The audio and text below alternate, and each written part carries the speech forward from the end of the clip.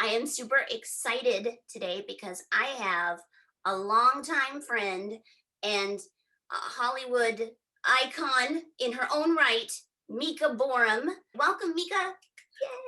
Hi, thank you so much for having me. This is awesome, and I'm so excited to be a part of the first one. What an honor! What an Thank honor to be here you. with you. What a fun venture that you're doing after your whole huge catalog of work that you've done since you were so little. This Oh, is yeah, fun. I'm excited. me too. Thank you. You got to keep hustling out there and keep working and keep creating. That's what it's all about these days. Absolutely. As you very well know, because you are doing plenty of that yourself. Um, Before I jump into that, I'm going to tell our audience a little bit about you. So, a little about Mika. Mika is an actress, director, writer, and producer based in Los Angeles. She is well known for her acting career, which includes over 40 major motion pictures and network television series roles. She has recently completed her first feature film, Hollywood.con, as the director. Hollywood.com stars Tom Arnold, Mika Boorem, Devin Rattray, Brian Krause, Cody Kasch, and Paige Howard. Boorem, Mika, was involved with the financing, producing, writing, and directing and acting of this film. Mika's other producing and directing experience includes a documentary series titled Gem Hunter about gemstone quests internationally. Her feature film credits include Smile, with Bo Bridges, Linda Hamilton, Sean Astin. I can't read everybody. There's so many people you've worked with, it's crazy. Sleepover, Blue Crush, The Patriot, A Long Game of Spider with Morgan Freeman. That's amazing. Hearts in Atlantis with Sir Anthony Hopkins. The Ward, Good Day for It, Dirty Dancing Havana Nights, Jack Frost, Riding in Cars with Boys, and so much more, and lots of TV stuff. So we're going to catch up with Mika now and find out what she has been up to since we last saw each other, which was what, like 20 years ago now? It's been a little while. It's been a little while. So, you have now turned into creator, director, producer, power lady. Like, Oh. what started that process for you? Like, can you give us a little background about Hollywood.con and how that happened? Yeah, so we just released Hollywood.con on Amazon, and it's a full feature. So I directed that, and it was interesting because I felt like I've been acting forever since we were little, and it just seems sort of like the next kind of interesting progression to move into, because I always felt like, if someone explained it to me, which made a lot of sense, that acting is sort of like showing up for something that's already been orchestrated, like showing up for the party, versus like directing is hosting the event or party. And so I felt like it was like a natural progression to kind of be involved in all parts and put it together. So I came up with the concept, wrote it. We shot it, did all the casting. It was pretty elaborate, and then took it all the way through distribution, which now it's on Amazon. So Wow. it's a lot of work wearing all the different hats, and but very fulfilling in its own way too. Like, I'm super excited, to have written something, produced it, directed it, act in it. Although I will say it was like, when I showed up for the first scene that I was going to direct myself in, I was like, okay, so that good? And I was like, oh no, there's no one to tell me. Where's the director? Like, does this need to be tweaked in any direction? And I was like, oh, that's me. Like, okay. Oh, that's a lot of roles to step into all at once. And I know this growing up in the industry myself, like it's one thing to just show up and know your lines and, be told what to do and where to go, but it's a whole other thing to suddenly be the decision maker. What was the time frame, and had you had any prior experience with like writing or any of these components before just jumping into it like you did? Yeah, so I had directed several short films before, and then I did some different music videos. And so that kind of sort of like led the way for this. But one of the big things that was really fun too was I cast it with a lot of people I had worked with in the past, like other actors and people who were child actors, and just different people that were colleagues before. And so that was super fun for me to sit down and to develop the characters with them. Like, I'm like, all right, like what's a character that is against, because so many people get typecast. So what's a character that's against type that you would love to play that would be so fulfilling for you? And so then like sitting down and kind of, streamlining about what that would be and how it would fit in, because it's a big ensemble movie. There's so many characters in the movie. And so that was probably like the most fulfilling, fun part of it for me. It was just like everybody else on it. That is so cool. I was actually going to ask you how you brought this diverse cast together, because I did name some of them in the intro. But of course, Tom Arnold, Brian Krause from Charmed. I mean, I love that show growing up. Cody Kasch, Desperate Housewives. Paige Howard of like the Howard Empire. Ron Howard's daughter. Devin Rattray, who I knew from Home Alone. I'm sure a lot of people might recognize him from that. And Saxon Trainer, she looks so familiar. Like every second, there's somebody that's like, I know them, I know them, I know them. So it's really fun. I realized that I was actually in a short film with Saxon Trainer, and I was like, oh, okay, well, that's interesting. Always making these connections. But how did you like bring all of these people together? And I kind of went into that. You've worked with them, but you can elaborate. Yeah. So I was like, all right. So for me, putting together a film, I'm like, okay, one of the most important things, because my background is acting, is the character development on the acting side of things. And then also just like getting great performances, but getting really great actors involved. Like that was so important to me. And like, I wanted that. I knew that would be fulfilling for me as a director to have that. And so I started reaching out to people that I knew. So like Tom Arnold, he played my dad on a TV show for 2 years when I was like 10 or something, called The Tom Show. So he was so cute. I like, yeah. So I emailed him. I was like, Tom, I'm directing my first full feature. You have to be in it. And he was like, yeah, absolutely. Like, no problem. And he was so cool.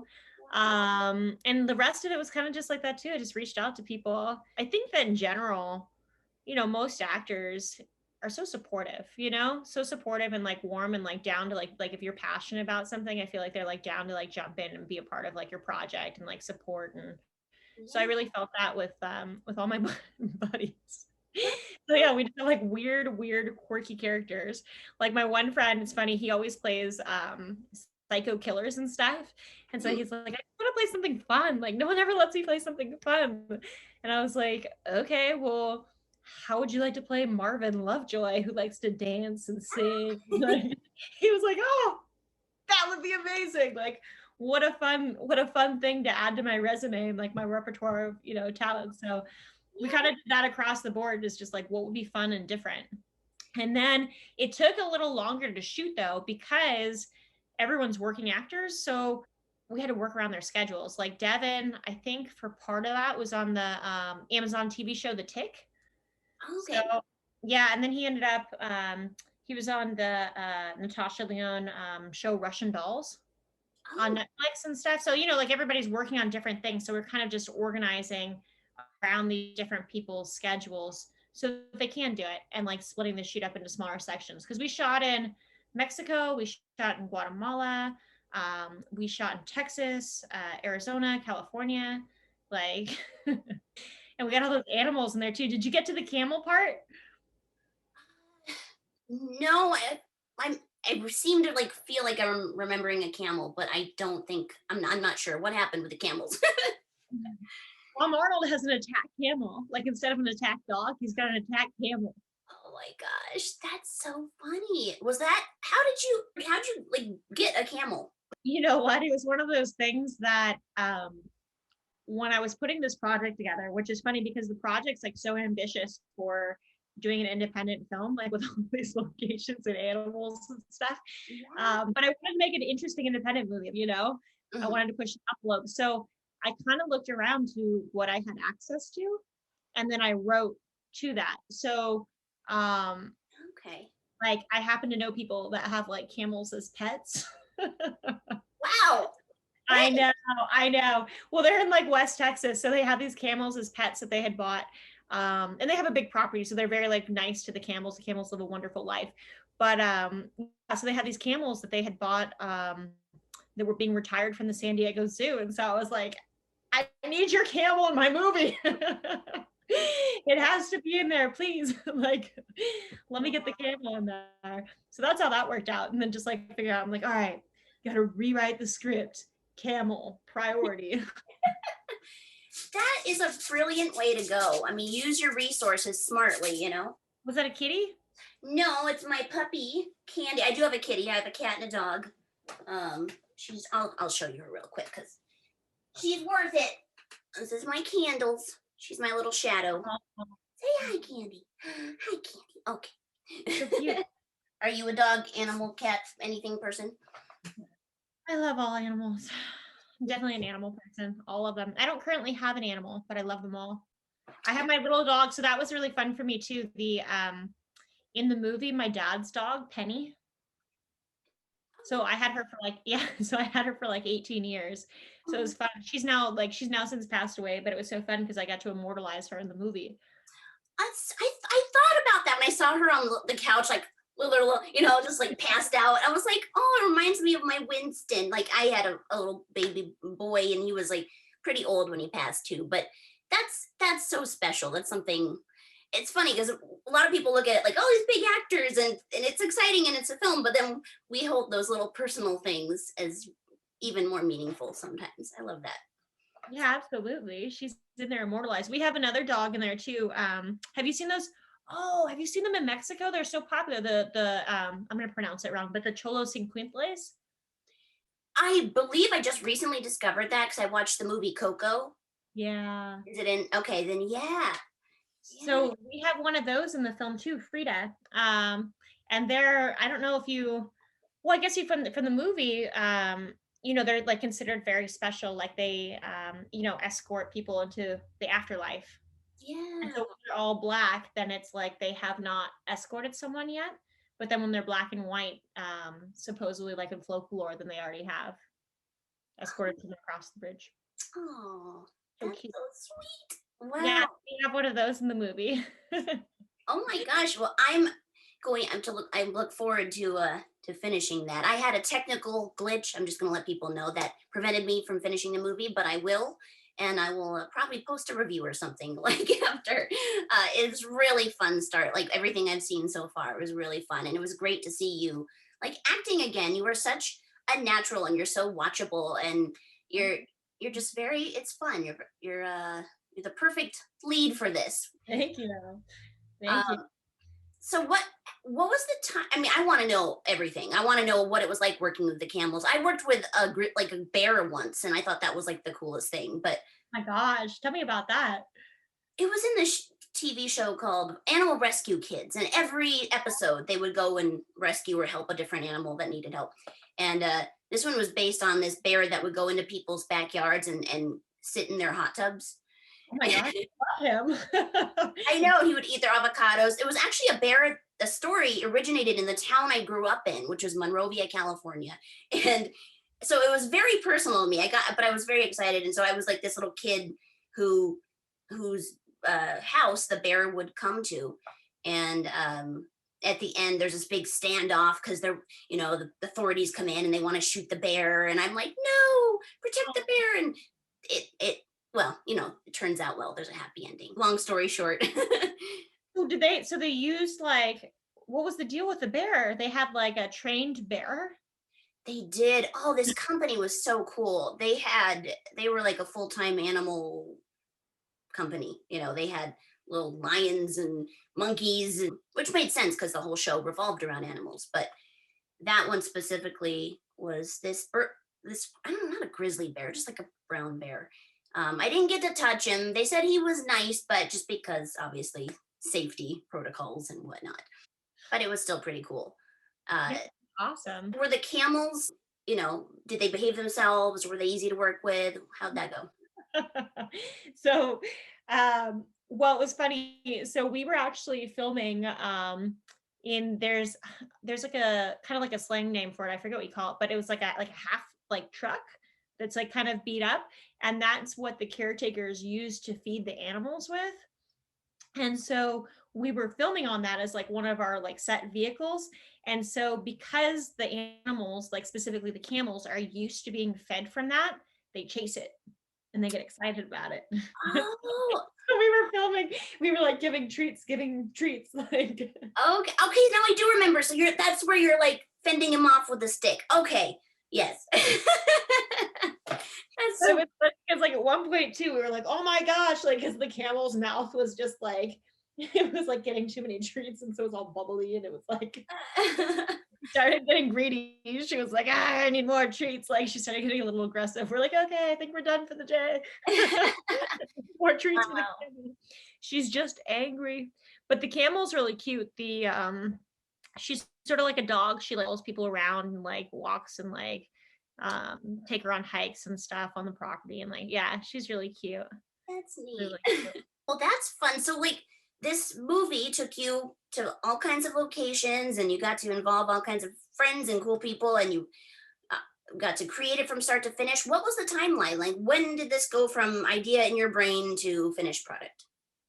I don't know how long exactly, but we've been working on it for a while. We had it done actually before the whole pandemic stuff too, which was something interesting to navigate because we were planning on releasing it in the theaters. And so we had it set up to go into 3,000 theaters, and so then the pandemic hit, and it was such like a weird, interesting time because we're like, well, what do we do? Like, should we hold out and wait for it to go in theaters? When will people want to go back in theaters? Like, what is the general temperature?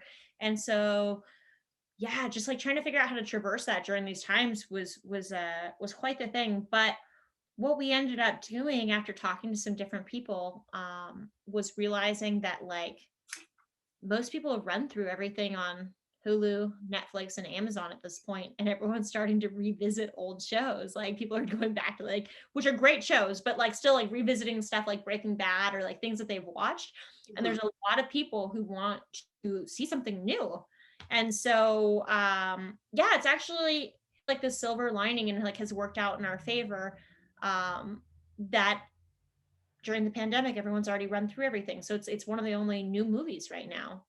So Wow. that's kind of cool. Yeah. So it's actually worked out like as very good timing, which is strange. We're so uncertain. We're like, do we just wait? Do we hold out? What happens? Wow. Pandemic? Like That's been a dilemma for obviously a lot of people. Like, what are we doing? What are we trying to do? What's happening? What day is it? I don't I don't know half the time.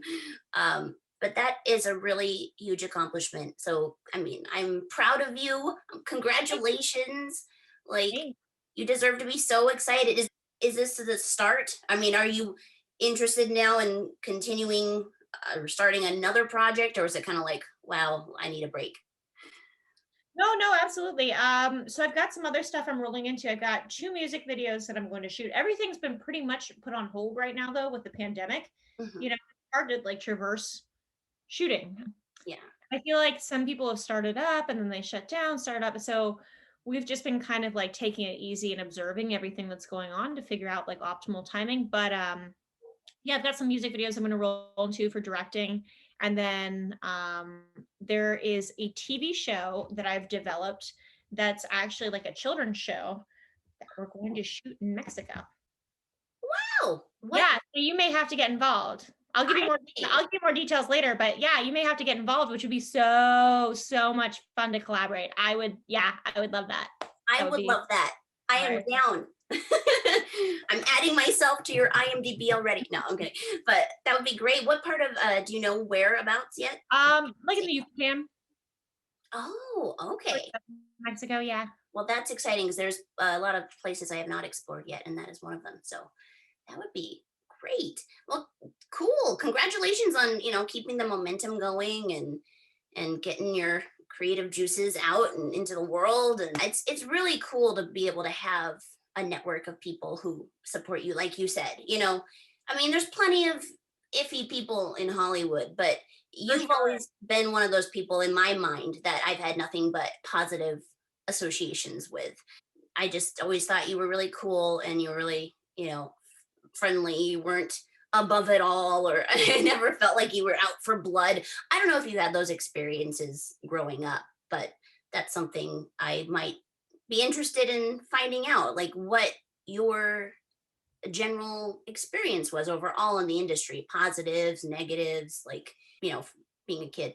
I feel like I've kind of experienced both. I mean, for me specifically, I feel like I was kind of like always in a little bit of a bubble, like a protective bubble. I feel like my mom did really well, like as a kid, protecting me. Mhm. So more than anything else, I think like where people got like maybe sort of like the cool Hollywood like experience, I got like the nerdy bubble, like like homeschool kid experience.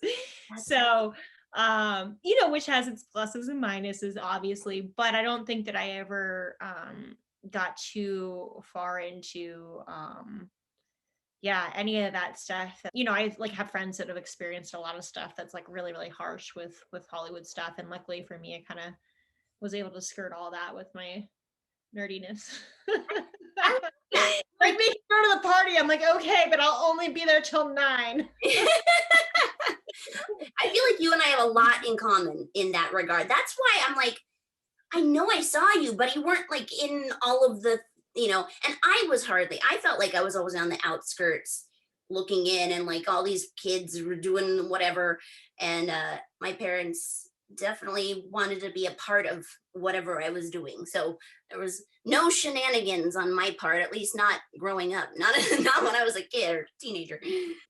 But it was positive. I mean, for the most part, like I said, I've met way more cool people than I have anybody who was like a diva or difficult. But they obviously exist. I always think some of my favorite people though are the ones that were child actors. We're like our own special breed. Right? Yeah.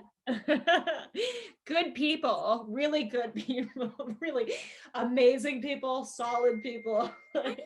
I know. I'm like, where are people getting these ideas that child actors are just, ripe with issues, and we come out of it with all kinds of, I mean, everybody has their own issues, but I never felt like anything was a result of being a kid actor. I think it developed a lot of good skills, leadership and working with people and social skills and getting to know people of all ages. And I And found it. being open to people of all ages and like not being judgmental of things. And yeah, absolutely. And putting yourself like outside of like a traditional box and different experiences and different locations, and for Yeah, sure. absolutely. The only downside I found, I don't know if this would be for you too, but is that dynamic of getting to play at different things. Like you never, one day you're this, one day you're that. It kind of created this idea that I could just kind of do whatever I wanted whenever. And, the whole follow through portion of life is more of a challenge because, you can play a doctor on TV, or you can travel for your job and do all these different things. And then at a certain point, you kind of realize that there's work involved. I never felt like it was work. Did you? I don't know. I don't think specifically. I kind of just rolled through it, to be honest. Mhm. Show up, do the work and show up on it. But yeah, I don't think I ever specifically felt like I was doing something like was like super labor intensive. That's funny though what you're saying on that. I'll have to give that thought. That's deep. That's some deep stuff there. Right.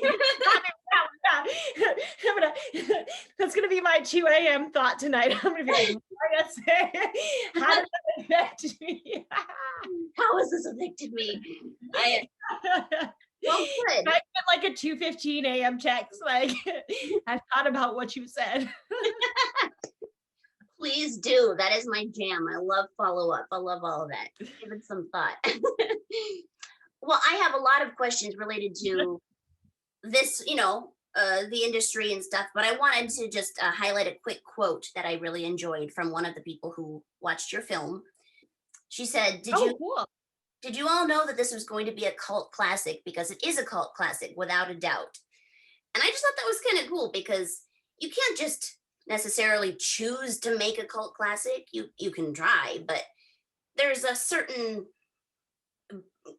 combination of elements that have to come together and coalesce magically.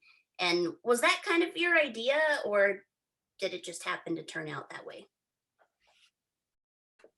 I am so flattered that that lady said that. Super cool. I'm really excited about it. And I'm excited that you repeated it. That's super cool too. Thank you. But I think that, I mean, with this, we just set out to make something original and quirky, and something that wasn't like, I didn't want to do anything right now with, that was like religious or with politics or like anything. I just wanted people to have a good time, and just work with really good artists. So like we have really cool artists across the board in it. Like, so for instance, our Foley artist, which I know you know what Foley is, but like for other people, so Foley is like the practical sounds. If you, like if you open a door or you sit down or whatever, you like or even walking. So, there's a special artist who we know, that's a family friend from France, and he's done all these movies. He's done so many different movies. He even did one of my favorite films, which I believe was Natalie Portman's first film, The Professional, Leon. You remember that movie where she's got like her little plant? But he's worked on so many different films. So he came through from France, and we specially designed all of the Foley in the movie to be stronger and more slapstick and more comedic. So like there's all these little elements like that in the movie that I think hopefully, when somebody says something like about it being like cult classic or something like that, like I would hope that maybe they're picking up on like these like special like artesian things that we went out of the way to do, are involving interesting people. And like our music composer Lendl Black, like he won an Emmy before, for his music work working with Yamaha musical instruments. We went by nom with him, which is funny when you were just talking about that, because I was like, oh my gosh, maybe I was there too. We were out in Wow. the lobby at one of the Disney hotels. Wow. That was such a cool. That was the only time I've been, but man, mind blowing. But yeah, so we have like, yeah, just all these little like interesting artesian pieces and like cameos from fun people, like Brian Krause, he's got his cameo in there, which is super fun and kind of random. And like, we have Billy Bob Thornton with his band, the Boxmasters, in there with that cameo. And like, kind of like, they gave us some really cool songs. I love that band. So yeah, just like really kind of fun, quirky, artesian things to make it different, and make something special. It's not like a factory piece. It's not run of the mill. It's lots of artists coming through and throwing a touch on something. Yeah, that was one thing I did notice. I mean, having an ear for sound and all of that, is I did notice there were very specific things that kind of stood out throughout them. And I mean, that's interesting that you bring that up, because I wondered if there was a certain stylization aspect that you were going for. And that's very cool. It's some cool background information there. Yeah, we did a lot with the color design too. So like that was something also, because part of it takes place in Latin America and then part of it taking place in Los Angeles. Mhm. So we went through, we did like specific design colors also to like give it like an artistic flair visually too. So we did, for anything that's Hollywood, Los Angeles, United States, it's all blue tones and kind of cool tones. And then everything in Latin America is like reds, yellows, oranges, very saturated. And so that, because like as the story is switching back and forth between the two, you visually and like subconsciously can recognize where you are easier. Mhm. Wow, that's really smart. I've known for a long time that colorization stuff happens in films, but I never realized just how like important it is, and how much it can play a role of its own, in the story. So that is a really good example.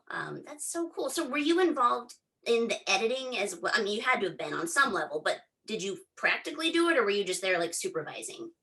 No, we had a great editor, this woman Anna Crane, she's awesome, and she came through, she did a wonderful job with it. And then we also had, for like a consulting editing editor on it, we had a friend of mine who is a really awesome editor. So he's like on the board of directors for the editing union, and then he was on Shameless and Californication and Stranger Things. I think he has an Emmy for Stranger Things. Like, just like epic. So he came through and always had ideas and notes and like really cool things to add in. So that was fun. Just so many different artists, and like it was fun too, like growing up in the industry and like being able to pull different people who have interesting resumes and like are of a certain caliber, and like trying to get them in. Yeah. Their input, bring their input on things, force them, twist their arm to give Oh, input. right. Yeah. I'm probably been there a time or two myself. Luckily, I didn't have to twist your arm to be here. You were so awesome and right on board. I'm excited to be here. I'm excited. This Yeah. cool. Have you done any interviews about the film yet, or is this like an exclusive? Do I, This is exclusive. I told you the whole end of the film, which you haven't gotten to yet because of your technical difficulties, Mhm. is based on our Sabrina episode. It's all about the abacus. And I can't tell you who ends up with it, if it's you or me with the abacus at the end. Wow. So who played me then? Because You're gonna have to see. It was really hard. It was really hard to film. I was trying to get a hold of you, and so it was actually me. We just shot you from behind. oh, okay. You were my hair double. That's Yeah, it's me and me. The budget was getting tight, so I know it. I had to fill both roles. It was the end of the movie. Well, you'll just have to make that up to me next time in this next project. That's right, for the sequel. Yeah. Wow. Are you seriously thinking about a sequel, or are you talking about? Are you just? I don't know. It'd be fun. I'm rolling into the children's film stuff next. But a sequel would be cool. I was thinking because it's Hollywood.con, like con artist. Yeah. So I was thinking I could do all of these different places .con and have a bunch, like a series of con artist films. That would be fun. See, you never know what's gonna stick or inspire you to create and go on. That's like I love that. I love that. Oh, I was just curious if you because like a lot of the dialogue in the movie I wrote from like just kind of like funny like people like moving and shaking in Hollywood, like you're gonna need 3 to 6K for the like you need a publicist and that'll be 3 to 6K a month with a 3-month minimum, and like just like did you recognize any of like the mover and shaker dialogue in there? Because I had so much fun writing that. Oh yeah, that was really fun for me too, because having had the experience I do, it's like it felt somewhat authentic. Like, obviously, I haven't really been to an audition where like everybody's dressed, is like acting out the part in the waiting room, as people will see, but that was obviously heightened and really funny. But the whole rest of the experience was, there's a lot of callbacks in my own mind, and I love seeing Crossroads of the World. That brings me back. I don't know about you, but that was like the first place I ever auditioned. Oh, cool. I love that place. That place is very special. They're gonna tear it down. No, why? Yeah, I think you have to look it up. I'm like 90% sure that's public information. Okay. I'm 90% sure. But yeah, so like because we had to get special permission to film there. And they were talking about, I think they may leave the tower, but that whole space is going to be like a big shopping mall / apartment complex, which I guess is, it's kind of sad because it's such like a Hollywood landmark and such a Los Angeles landmark. But Yeah. I guess like financially wise, it kind of makes sense too, though, because that property is so laid out with like the little bungalows, you could probably just build apartments and like make a lot more off of it and whatnot. But yeah, they're gonna tear it down. Well, I mean, everything must come to an end at some point, but that I love that. It just brings me back, that whole area. Anything related to I love. Oh, you're cutting out. Oh, okay, and we're back. So what brought you to that location? Like, did you have a connection there? Or?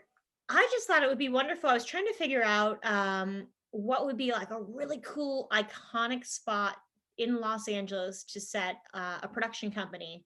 And so Crossroads of the World just kind of came to me. Like I love it's so iconic. It reminds me too of like the old RKO symbol, with the little earth going around and like how it looks like a ship. And there were so many different auditions and casting offices there growing up that like throw it in the film just really felt like a fun callback to put in there. Oh, absolutely. I mean, it tickled my heart. So hopefully people will pay attention and take notice of that, because it is Hollywood history for sure.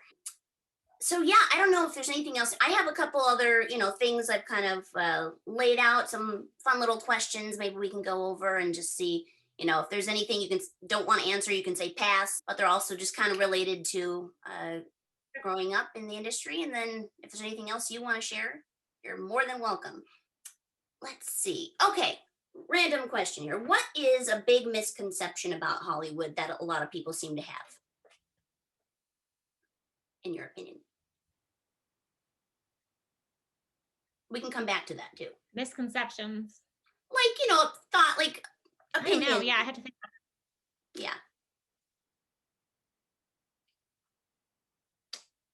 I don't know. That's okay.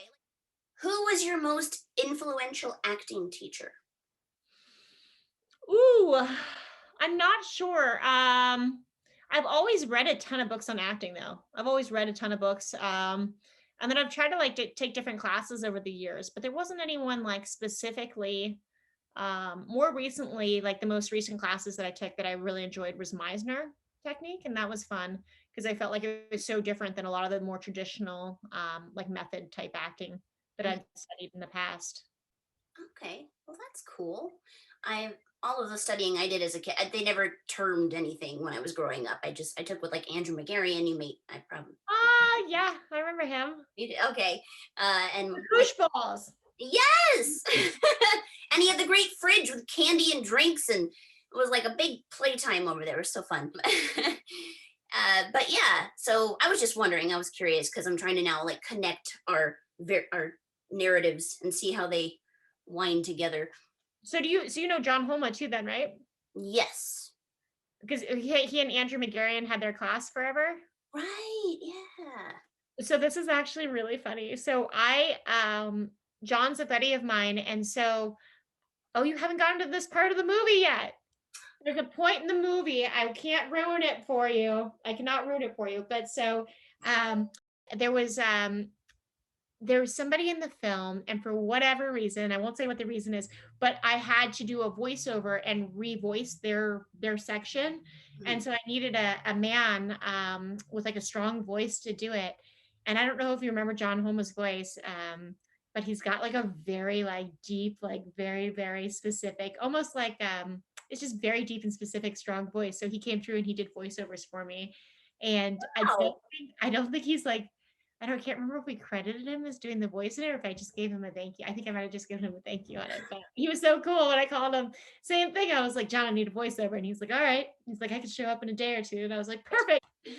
Wow. Studio. So, and John is, what did he, I know that he coached Kirsten Dunst for Interview with the Vampire. He was like on set for that film Mhm. and like the acting coach on a lot of other interesting films as well, but that's the one that always stands out to me because I love that movie, Interview with the Vampire. Do you remember that? Yes, I just saw that for the first time within the last few years. It's really intense, and she was incredible.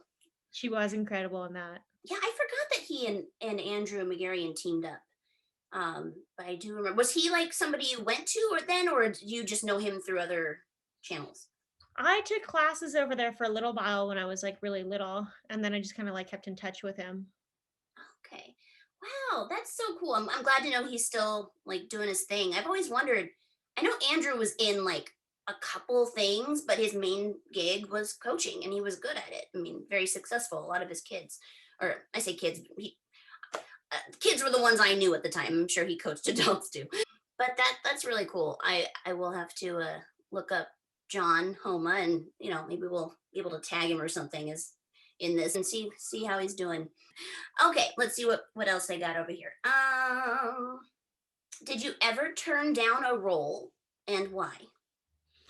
Yeah, there were some films when I was younger that weren't necessarily ones that they were like just stuff that was like more provocative and whatnot when I was younger. And then so my family was like, I don't think you need to do that, Mhm. very provocative role at like whatever age. And so that was something I kind of always paid attention to when I was younger. Me too. Yeah. That brings to mind the movie 13. Did you happen to audition for that? I didn't audition for that. I remember when that script was kind of going around though. Yeah, I had gotten an audition, and my parents saw it and were like, No. But then it launched Evan Rachel Wood's career into oblivion. So hey, to each their own. That way. Okay. Absolutely. Do you have any funny or like weird or embarrassing or whatever audition stories, memories? I have some, but we'll have to talk about that off of this. Oh, okay. I've got like a few that come to my mind, but all of them are like, for whatever reason, they're like controversial, like in different directions. So we'll have to talk about the unrecorded. But yeah, Okay. I'm trying to think if there's anything good that like. I don't What know. about you? What you got? Me? Well, I've Yeah. I've had a couple where I've had to say things like I just didn't that were just way embarrassing. I got one of them, of course, and it was a one day roll on Step by Step where my line was, well, I had a few other lines, but the one I didn't want to say was, I think I got some toilet paper stuck in my bottom. Would you check? I was like so mortified because I was 7 or 8 years old at the time. So that was one. I've had auditions where like the person reading for me is like laughing more at their own jokes than like at anything I'm doing. I like might as well not be in the room. But I can't think of any like super embarrassing, awkward audition stories. Maybe we'll circle back to that. We'll see what happens. um, okay, and you don't have to answer this one. I just wrote it down, so I might as well ask. Who was your like '90s kid actor crush, or just '90s crush in general? Like if you had one that we might recognize. I really like Josh Hartnett. Josh Hartnett. Oh, nice. Isn't that right? It was so funny. It is. I wonder what he's up to these days. I don't know, and it's funny too because I saw that with your questions, and I was trying to think. I was like, why did I specifically like him? Like, what was that all about? And then there was one band member, him and one band member from NSYNC, but I can't remember which one it was. Um, Not but I JC. think he had dark hair. JT. Was I it? don't know. Was that one yours? No, he was just like the most popular one, Justin Timberlake. But Joey Fatone, he had dark hair. What was the other one? There was JC something. Oh, Lance Bass. He was a blonde. No, I don't remember. I just remember those two. Oh my gosh, we're like very close in age, so a lot of our experiences in pop culture are probably very much the same. Um, do you remember? Oh, actually, you told me about this. I think before we Who officially did you like? started. Who did you like? Who did I like? Oh, like my very first crush that I ever acknowledged, because I was like, embarrassed to admit I had a crush on a boy, but it was Trevor Morgan. I never even met him, but I thought he was super cute. He was in like Genius or some Disney movie. I Did you know know? Trevor. Really? Oh, don't tell him I said that. No, is he cool? Is he? Do you like keep He's in touch? super nice. He's super nice. So he and I did The Patriot together. Oh my gosh! How? Okay, I am like the worst. I should have known that. That's cool. Wow. How was I think that? he's a guest on here. Really? Oh my gosh, that would be awesome. Well, see, this is how it's gonna go. I'm gonna like branch out to all your contacts and everything. That would be so fun. And if you want to like be a part of that in any way too, I'd love to have you back, of course. So you were in the Patriot and worked with Mel Gibson. And uh, what was that? How was that? Like, was that your first big kind of thing, or had you been working a lot before that? I've worked on quite a few things before that, but that was my first kind of, I think maybe my only like gigantically like epic film. That film was like such like a large budget film, with so many moving parts and so many people and locations, and it Mm. was cool. It was really cool to be part of. Well, I actually don't know if I've seen The Patriot. Like, I hate to say that, but there's a lot of movies out there. I have to catch up on some of them. Oh, and I want to know if you remembered your very first job. You mentioned it earlier, but for our viewers, what was your first job in Hollywood? So my first big job was I did a Disney sing along, Disney Beach Party, and it was at Walt Disney World, which was so much fun. And I think that that's really like what got me partly into acting too, because I was like, wow, like there's Disney characters, so we sing along. Like, is this This is what acting is. This is cool. I'm Mika, Bobby. We are gonna set our names free. Singing hot, who's do? Welly jelly, look at me. Come here. I could totally keep doing this. Why not? Yeah. Exactly. That's what I was saying earlier. Like I get to go places and do things and get paid for it. What? Is this real life? Like that is so cool. So how did you get that like audition for that? I don't remember specifically. I don't remember. What I do remember though is they had like the audition was like partly dancing. And so I remember the only like a lot of the kids who were in there were these wonderful, very talented dancers. But the only dance move that I knew was the twist and the mashed potato. Oh, that's so cute. Oh my gosh. And so like even when you watch the videos, like the other kids, they're like these like super like amazing, like elaborate kids. And I'm like, mashed potato. Oh my Yeah, it's all good. Well, obviously they knew what they saw something special in you. So I'm glad that they got you for that. I think one kid that's uncoordinated, so the kids watching who are uncoordinated won't feel bad. To make it a little more real. That's cute. Yeah.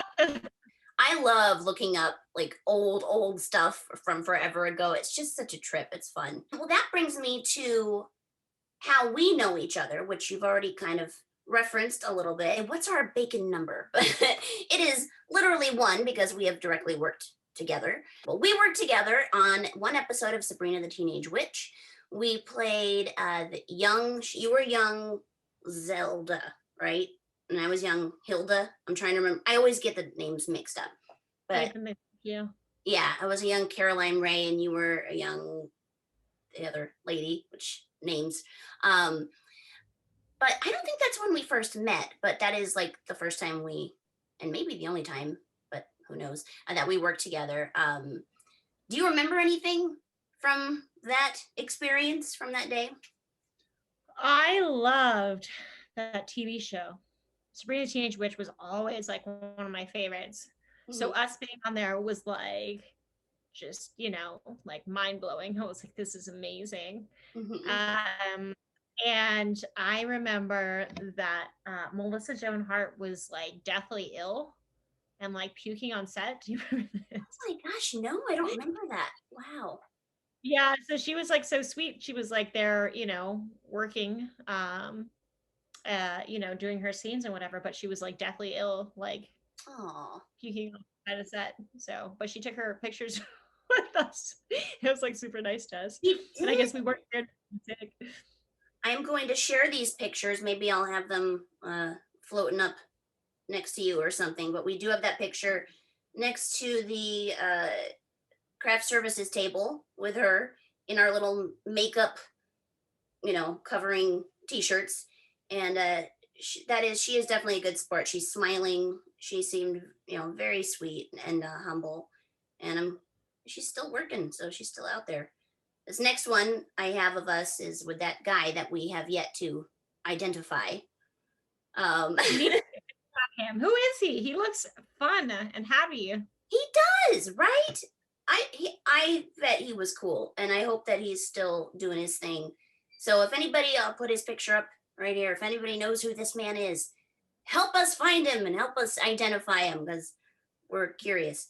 And then I have a picture of us with the aunts, Sabrina's aunts, and that's fun. They were obviously very sweet. And then afterwards, do you remember getting to go to Universal Studios?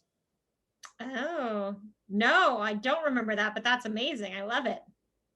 Yes, I mean, unless I'm creating false memories, I remember back in the day when you worked on at Universal, there was like a little back door entrance into the park. They have since shut that down, but it was definitely a perk of getting to work at that particular lot. So I feel like you and I did that with our moms somehow. Absolutely, I think so. I think us not doing that would have been crazy. This one is so cute. I know. I love it. Who took this picture? It looks like And this looks like pro photographer. Did your mom take this with like the backgrounds like all like out of focus and stuff? It looks like it was taken with a really nice camera. Yeah, it was definitely my mom, and she was like the master of that. I don't know if it was just throwaway or if we had a good camera at the time, but she was always making sure to document whatever I did. And that is so cute. We look like we're like singing and dancing. We probably were. Yeah. This one I really like too. Like, do you think we did the toe moves ourselves, or did someone tell us to do those cute little toe moves? Could your mom have told us to do fun little toe moves? Point your toes. Yeah. Because we did do that naturally, like pose. She probably said pose, and we just like figured it out together, you know? That is super cute. Yeah. Those costumes are hilarious. Those shoes, and we're set in the Middle Ages, so they had to bring us way back. Did you see the cheese? Are you holding cheese in the Melissa Joan Hart one? I wouldn't be surprised. I'm almost always holding cheese. What is that? Like brie cheese. It totally looks like brie. Which is kind of funny because if it is brie cheese, it's like a whole block of it the size of your hand. I feel like brie was not something I was exposed to until later in life. I feel like I would remember that. It's so specific. But if I am correct, my power food back in the day was like bagel and cream cheese. So I think that's what this is. If you look at it and zoom in. Oh yeah, I can see that. That probably makes a little bit more sense. Like a massive piece of brie. That's funny. I got the whole like $28 block wedge. That was definitely one of my favorite parts of the whole, deal, is getting to go to that table. It was like a wonderland for kids. The craft services table. It's like, really? I always loved the red vines on the craft service table, and then like you bite off the end of the red vine and you put in the Coke, like a little Coca-Cola. I did that too, but like with my Sprite. That was delicious. That was the thing, man, back in the day. I wonder if kids still do that. I've done that, like, in recent history. So that is a good memory. I love it. Wow. So we've talked about a lot of stuff. Oh, I have a few more on my list. Might as well get them out, and if, we'll see what happens. Who was one of your favorite people to work with in your career so far? Oh gosh, I don't know. I've been like lucky to work with so many different people. Everybody I've worked with really like has been super, super fun, super awesome. Yeah, I just, that's like, I want to keep directing and making projects and like bringing in other people that I've worked with. So just rework with everybody. Hey, that's how the best of them do it. They get a troupe going and they just keep making films with the same people.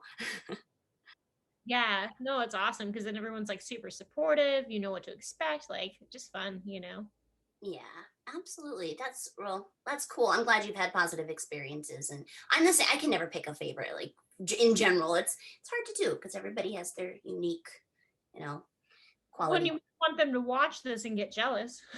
Well, that's true.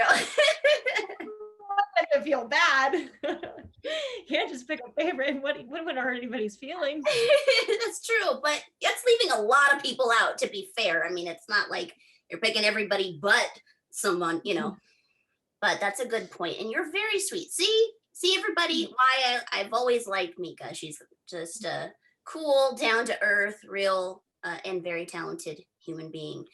Oh, what was your favorite part of the industry? Like, what was for me personally, I just loved being on set. I loved the smell of the generators. I loved being in the makeup trailer. I just loved generally the vibe of that. Like, and it was very relaxing. Like, I loved just the little processes that made up the whole. I hated auditioning. At least I do now because it's so nerve-wracking. But what about you? What was your favorite part of the process? I always I always thought it was fun to see how different people read the script and had different interpretations. And I still love that. Like, I just think it's interesting. Like, people read the same text and come up with, a different idea, mm-hmm. and they see it from a different perspective. And then like watching how that gets streamlined, I always thought was really cool. But also like what you're talking about, it's fun too, like the makeup trailer and like how everything's sort of like I feel like it kind of like funnels in for the day. You know, you show up and you look different, and then you start to put on the clothes, you do the makeup, and like, yeah, it just slowly comes together, slowly get in the space. I still get like that. If I put on the clothes and have the right things in my hand, it's like it's so much easier to become whatever it is that I need to become. And it's a very supportive environment to help you get there as an actor on set. But that's cool. The casting process is also very fascinating. I've been involved in like one or two of those, and that's the only time I've really ever gotten to see different interpretations of any given text. So that was such a mystery to me, like growing up, is how can people really bring something so different? They always say make a strong choice, and Yeah. it's like you don't want to make a strong choice just for the sake of it. You want it to somehow have a meaning. But that is really interesting. I would love to experience that more. Did you have to actually audition anybody for your film then, or was it all people that you? Yeah, we auditioned some people, but most of it was like collaborating with friends. I wrote most of the parts for people. Okay. So, which I like doing auditions, like watching people come in. I'm like, I don't want to hire everyone. Like, because I know how much work memorizing stuff. I'm just like, all of you hired. I have to be so cute. See, I totally sympathize with that too. It's like we know how it is, and it's not all glamorous. And there were many days where it's audition to audition to audition, 5 in a row, and I loved those days. But yeah, it's definitely I sympathize majorly with the actor experience, as do you, and that's probably what makes you a good director. I mean, I haven't worked with you personally in that capacity, but I'm assuming that your experience being directed gave a lot to what you were able to impart to others. Would you say that's true? Yeah, probably. Probably. I would think that, just being on set over years and working with different people and like observing and absorbing and, but also, yeah, just being like aware of specific, specific things and like specific setups for scenes or emotional scenes, all of that. I think that doing acting in the past probably definitely comes into play. Okay. Was there a particular book or resource that you used to help like structure, bringing together everything, like a book on producing or directing or creating film from start to finish, anything like that? No, but if you I'm just find one, let me know. I love it. That sounds great. I need a copy. Right? Something to make it a little easier on the next generation. Yeah, could totally do that. A memoir on your experience. That would be awesome. All right, last thing I have on this list is any unusual or secret talents or hobbies or passions that maybe like the world doesn't know about you. Ooh, yeah, there's some good ones, but I don't know. I have to keep them a secret. My next movie, I might reveal one of those in, so people will have to watch it. Or it could be at the end of Hollywood.con. I don't know. Ooh, okay. Well, that is a good reason. Keep the mystery alive. Keep the intrigue going. You gotta watch Hollywood.com to find out. Well, yes, please go watch it on Amazon and review it, like it, share it with your friends. Is there anything else people can do to like promote or give you feedback on the film? Yeah, so check out the movie on Amazon, would be wonderful. And you can also review it on IMDb, which is very helpful. And I think people will like it. I think you have a good time with it, enjoy it, get lots of good laughs. It's easy, fun adventure, go to Mexico, go to Guatemala, go to Los Angeles, Hollywood, get taken around the world with some light, loose fun. Yeah. Well, is there anything else that you wish to share at this time, or anything else you want to throw in there that maybe I didn't cover? Nope. I'm excited, people. Hollywood.con and watch our Sabrina episode. Yes, it is on Hulu. Right? Oh, it is? It is. I think it's called Perfect. The Great Mistake. So it is. Yeah, Great Mistake. Yes. I'm gonna go read it right now. leave a comment in the comments when this is up, in the comments, if you've seen Hollywood.con or if you've seen our episode of Sabrina, and let us know what you thought. Thank you, Mika, again, for being my first guest on my podcast, which is yet to be named. Although, if you're watching this, you probably know the name already. We're making it up as we go. So thank you. And I wish you all the best in your next endeavors. And hopefully it will not be another 20 years before we talk again. No, I'll see you soon. Thank you so much for having me on. I'm honored. Yeah, absolutely. All right. Till next time.